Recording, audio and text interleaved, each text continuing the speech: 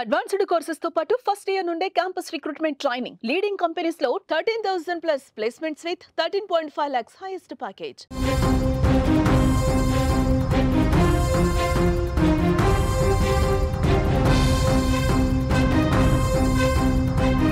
ఎవర్రా మీరంతా? ఎక్కడ పుట్టారు? ఏం చేశారు? వరుసగా పాకిస్తాన్ స్పైలు బయటపడుతుంటే ఇప్పుడు ఇటువంటి బాధే కలుగుతుంది. యూట్యూబర్ జ్యోతి మల్హోత్రా కేసు మరవక ముందే పాకిస్తాన్ కోసం గూఢచర్యం చేశాడనే ఆరోపణలపై మహారాష్ట్రకు చెందిన ఒక యువకుడిని భారత నిఘా సంస్థ అరెస్ట్ చేసింది. రవికుమార్ వర్మ అనే యువకుడిని మహారాష్ట్ర ఏటీఎస్ అదుపులోకి తీసుకుంది.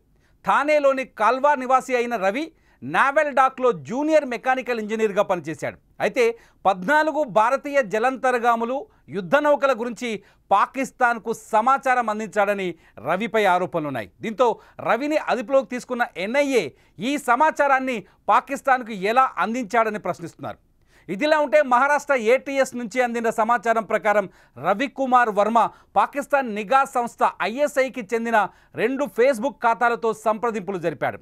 ఈ 2 ఫేస్బుక్ పేజీలు పాయల్ శర్మ, ఇస్ప్రీత్ పేరిట ఉన్నాయి. ఈ 2 ఫేస్బుక్ పేజీల్లో రవివర్మ 14 జలంతర్గాములు యుద్ధ నౌకల గురించి సమాచారాన్ని ఇచ్చినట్టుగా తెలుస్తోంది. యుద్ధ నౌకలు, ఇతర నౌకల ముఖ్యమైన సమాచారం, ఛాయాచిత్రాలను కూడా రవి పంపినట్లు మహారాష్ట్ర ఏటీఎస్ అధికారులు గుర్తించారు. నావెల్ డాక్ ప్రాంతంలో మొబైల్ ఫోన్లు నిషేధించడంతో రవివర్మ అక్కడి యుద్ధ నౌకల డిజైన్లు, ఇతర వివరాలను గుర్తుంచుకునేవాడు. అప్పుడు అతను పాయల్ శర్మ, ఇస్ప్రీత్ అనే ఫేస్బుక్ పేజీలలో వాటి సమాచారాన్ని పంచుకునేవాడు. రవి ఈ సమాచారాన్ని ఆడియో, టెక్స్ట్ ఫార్మాట్లో పంపేవాడని దర్యాప్తులో తేలింది. రవివర్మ నవంబర్ 2024 నుండి పాకిస్తానీ ఫేస్బుక్ ఖాతాలతో సంప్రదింపులు జరుపుతున్నట్టు ఇప్పుడు బయటపడింది.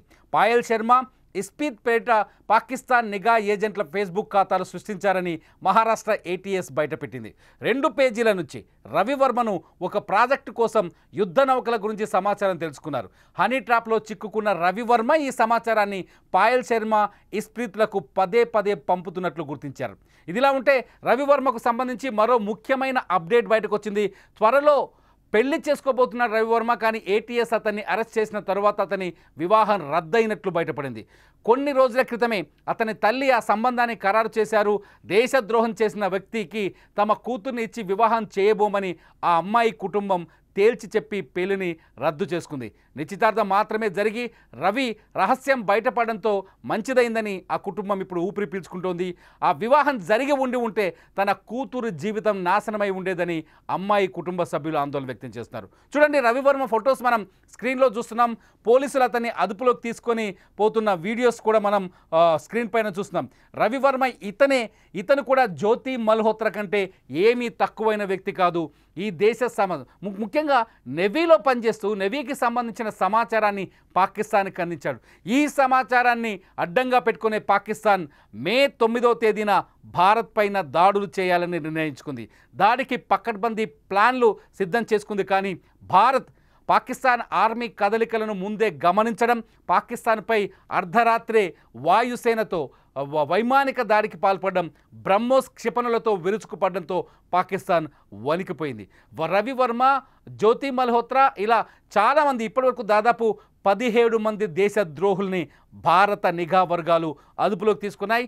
ఈ దేశంలో ఉంటూ, ఈ దేశం గాలి పీలుస్తూ, ఈ దేశం తిండి తింటూ ఈ దేశానికే ద్రోహం చేయాలనుకున్నారు రవివర్మ అండ్ గ్యాంగ్. రవివర్మ ప్రభుత్వ ఉద్యోగి అయినప్పటికీ కూడా దేశం పైన భక్తి ఉండాలి, ఈ దేశం పైన ప్రేమను ఉండాలి. కానీ ఈ రెండింటిని వదిలేసి కేవలం ఒక అమ్మాయి ఫోన్లో మాట్లాడినందుకు, కవ్విస్తూ మాట్లాడిన మాటలకు లొంగిపోయి రవివర్మ ఏకంగా ఈ దేశాన్ని నాశనం చేసే కుట్రకు పూనుకున్నారు. రవివర్మని కఠినంగా శిక్షించాలంటే ఇప్పుడు సోషల్ మీడియాలో జాతీయవాదులు, అట్లాగే సోషల్ మీడియాలో భారత పౌరులు కోరుతున్నారు. రవివర్మ, జ్యోతి మల్హోత్రా లాంటి వాళ్ళకి కఠినమైన శిక్షలు వేయాలని, పాకిస్తాన్ ద్రోహులకు, పాకిస్తాన్ ఉగ్రవాదులకు ఎటువంటి శిక్షలు వేయాలో అంతకంటే కఠినమైన శిక్షలు వేయాలంటూ నెటిజన్లు సోషల్ మీడియాలో కామెంట్ చేస్తున్నారు. అసలు మీరేమనుకుంటున్నారు? రవివర్మ లాంటి దేశద్రోహుల్ని ఎలా శిక్షించాలి?